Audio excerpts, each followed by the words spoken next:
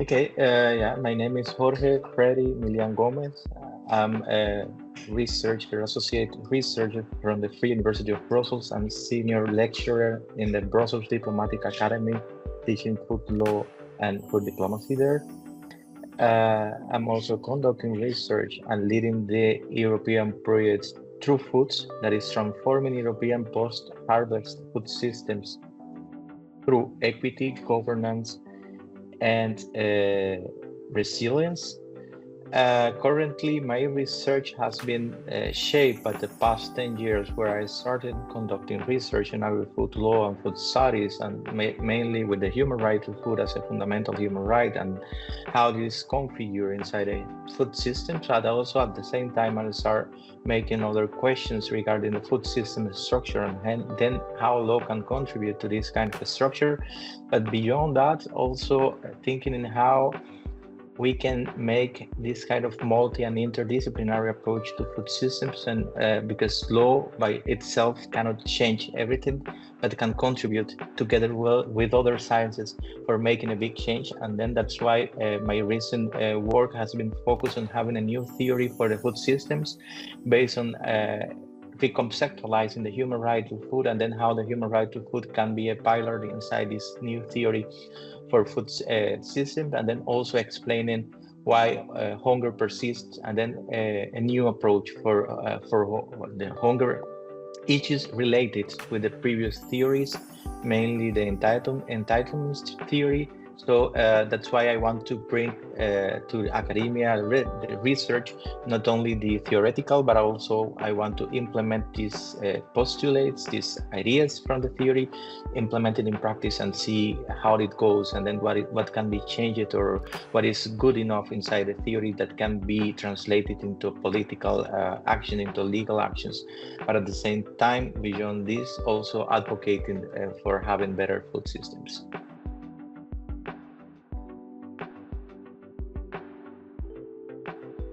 Oof, it's a really important question, because I believe the biggest misconception is that hunger exists because the world does not produce enough food. I mean, this kind of thinking has been changing with time, since thanks to many people involved, starting for the first human right to food rapporteur, Professor Ziegler, that sadly passed away recently. But in reality, global food production is more than sufficient to feed the world's population.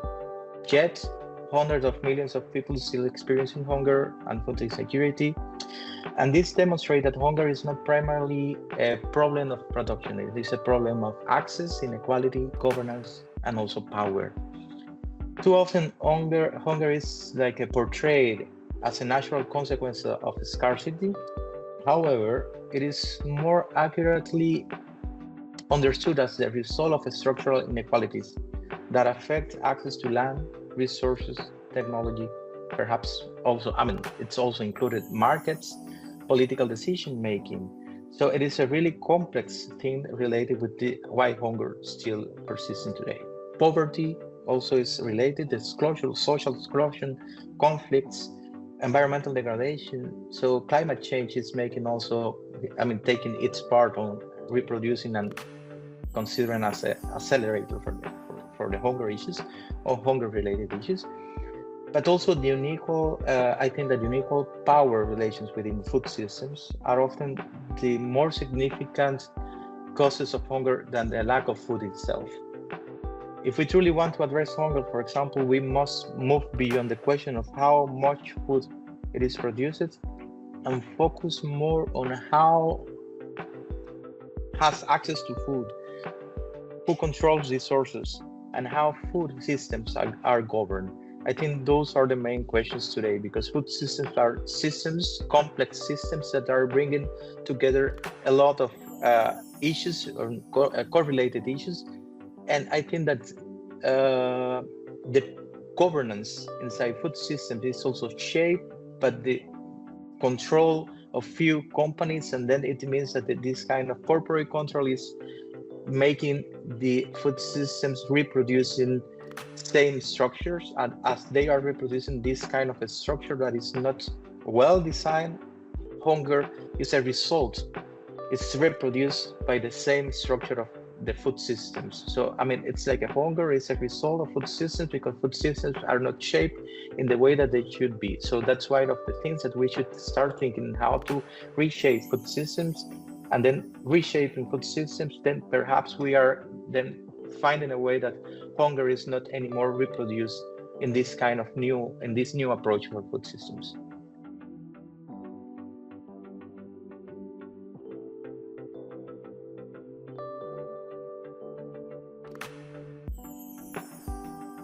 Yeah, the International Joint Research Group in Agri-Food Law and Food Systems. It is, I mean, it's emerging because we recognize that these kind of issues, hunger-related issues, food systems issues, agri-food law, governance, food governance, cannot be understood or solved through a single discipline or a single perspective from Europe. Perhaps, no. We need different kind of perspectives. Also, these issues like sustainability, food security, the human right to food, climate change, trade, technology.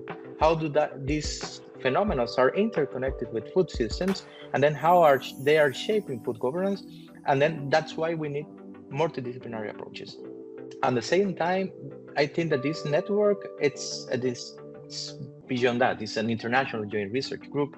It is based on the tradition that Brussels played historically in the development of the food law research.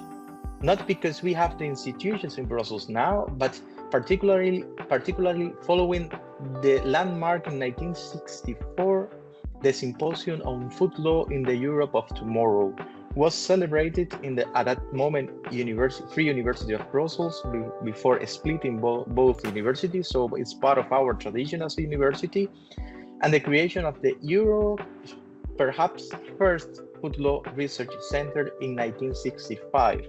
So we are trying to rescue also this tradition. But today, the main goal of this international joint research group is to create an international platform bringing together researchers, policymakers, also practitioners, stakeholders working on the agri-food law and food systems. This research group seeks to generate high-quality research and promote interdisciplinary collaboration between different stakeholders. We are bringing by now 10 different countries from Europe, from Latin America, from the Southeast Asia, but also we have interest from universities in Africa and Australia that they want to join in the group. So we are growing so fast because the group started in last April. So we're still building the International Joint Research Group. We are still building the webpage. We are developing the logo and all this kind of practical stuff. But I think that we can do really interesting stuff. Then we will be producing joint research. We will be having joint projects, proposals, so we can work all together to produce and to have better results. But at the same time, we will try to disseminate all the outcomes from this research group through different kind of book series that we want to open based on the research group objective, but also bringing scholars from different part of the world. That this is for me the most important, because then we will have different kind of perspective.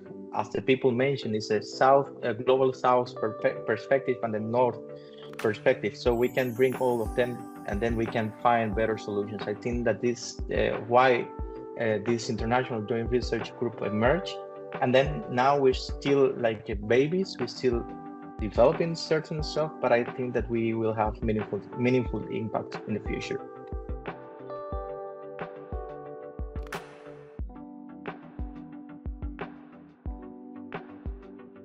Oh, it's a good one, but I think that we have been talking about it. So without hesitation, I think I would choose to eradicate hunger.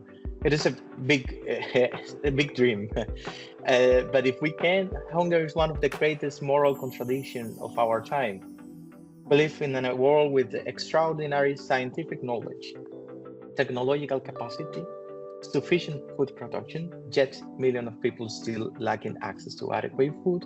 Millions of people are dying because of lack of food, access to food, and eliminating hunger would mean I believe that much more than ensuring that people receive enough calories. or enough food, because food is not only fuel for keeping our bodies alive and doing our daily actions.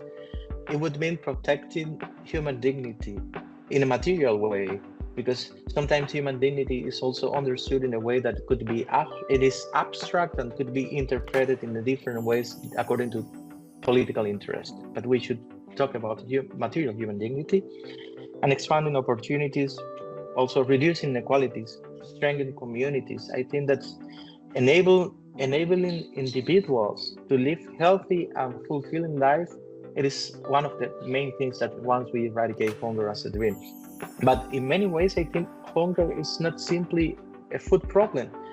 It is, I think, a reflection of broader social, economic, and political injustices. I think that ending hunger would represent a major step towards building fairer and more humane societies. But as has been really often argued in my research, the real challenge is not whether we can feed everyone. The challenge is whether we are willing to organize our food systems in a way that places human dignity, justice, but at the same time sustainability, not as a vague concept, but sustainability in the way that we are being environmentally friendly, protecting environment, biodiversity, soil health, considering several factors regarding the food production, and putting all this stuff at the center of food systems. It's not only saying human rights, food is in the center of food systems. Of course, it's in the center, but also justice, sustainability must be placed in the center of food systems. So that's why if my dream would be, and then I could solve it without any hesitation, as I said, would be eradicating hunger.